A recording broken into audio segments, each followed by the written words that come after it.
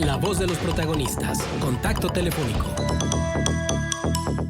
No, y es que también Mexicanos contra la Corrupción y la Impunidad se han ocupado del tema y se han advertido también de irregularidades en compras sin licitación en el sector salud. Y para ello vamos a conversar con Renata Gómez, investigadora de Mexicanos contra la Corrupción y la Impunidad al respecto. Renata, gracias por estar con nosotros. Marcela Pámanes, Arturo González y Manuel Cerrato, te saludamos con mucho gusto. ¿Cómo estás? Buenos días.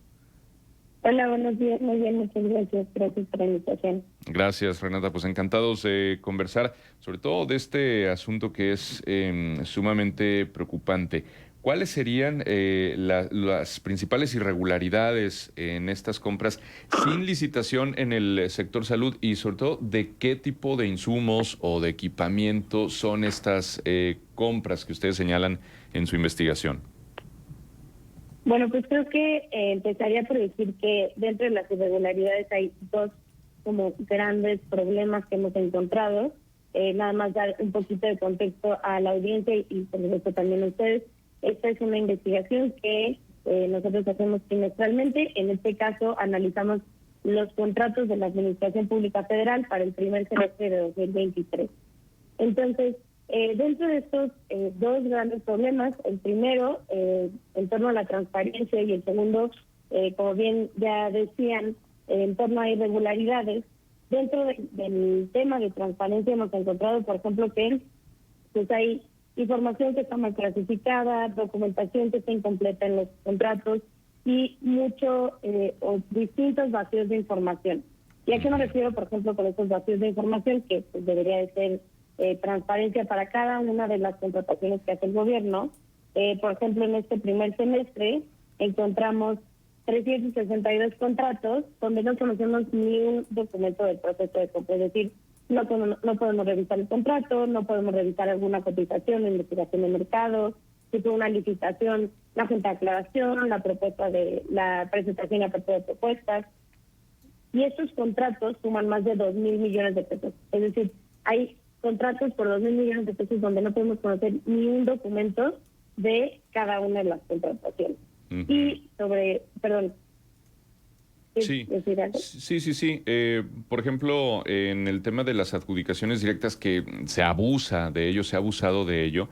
Por ejemplo, también se consigna que el IMSS gastó el 45% de su presupuesto en este esquema, el ISSSTE el 67% y el INSABI, que bueno, pues está en esta transición al IMSS Bienestar, 40% de sus recursos bajo este esquema de adjudicación directa, donde efectivamente, como nos estás comentando, Renata, pues hay mucha discrecionalidad, poca transparencia y entonces saltan por lo menos las dudas y las sospechas cuando se abusa de este esquema de adjudicación, que no hay licitaciones públicas. Exacto. Justamente el principal problema, y como ya bien lo decían en la introducción, no es que las adjudicaciones directas sean ilegales, digamos, están establecidas en la ley. El problema es que el abuso de ellas sí hace que se comprometa, pues en este caso, la salud de la ciudadanía y por supuesto siempre el uso de nuestro dinero también. Y en estos casos que a nosotros nos gusta mucho aterrizar para evidenciar la importancia de pues, que se haga la licitación por encima de cualquier otro procedimiento de entrada porque se dicta la ley, encontramos justamente de el IMSS, que es la institución que más contratos, que más montes de contratos tiene para adjudicación directa. Encontramos, por ejemplo, empresas que han tenido contratos con el IMSS que nunca han participado en una licitación, es decir, todos sus contratos son por adjudicación directa, y un caso de una de ellas, por ejemplo, es una empresa que se llama World Diagnostic, que se creó en febrero de este año y que ya tiene más de 120 millones de pesos en contratos. Caray. Y todos sus contratos son con el IMSS. Y pues justamente pues implica un riesgo que por falta de experiencia no puedan entregar, que por falta de capacidad puedan incumplir en algún contrato y por supuesto pues que esto afecte directamente a la ciudadanía que se atiende por ejemplo en este caso en el IMSS, ¿no? Uh-huh. Sí, porque precisamente consignan esto de World Diagnostic, efectivamente, como lo relatas, así como también Casanova Vallejo, que es una empresa inhabilitada por incumplir en un contrato de servicio de ambulancias, pero pese a esa inhabilitación, ha recibido más de 100 millones de pesos en contratos, y Logística Médica de Occidente, que fue inhabilitada por dar información falsa en una contratación, y a pesar de ello recibió 3 contratos en los primeros 6 meses de este año para proveer medicamentos para atender la enfermedad del Parkinson. Todo esto, Renata, ¿quién debería vigilarlo? ¿Quién debería sancionarlo? ¿Quién debería por lo menos poner el dedo de que aquí hay irregularidades? Pues en primer lugar, la Secretaría de la Función Pública, por ejemplo, la Secretaría de la Función Pública es la que se encarga de sancionar cuando hay incumplimientos en tanto la ley de obra como la ley de adquisiciones, que son pues, las que regulan estas contrataciones públicas, ¿no? Sí. El problema es que pues, vemos que, digamos, sí, la función pública inhabilitó a un par de empresas, pero al estar siendo contratadas por el gobierno, pues aquí debería de entrar una sanción directamente más bien a las personas responsables de cada una de las contrataciones. Porque si bien al proveedor ya se inhabilitó y tiene una multa y demás, pues son las instituciones pues del sector salud las que están contratando a estas dos empresas, como bien comentas, a pesar de que estén impedidas por la ley.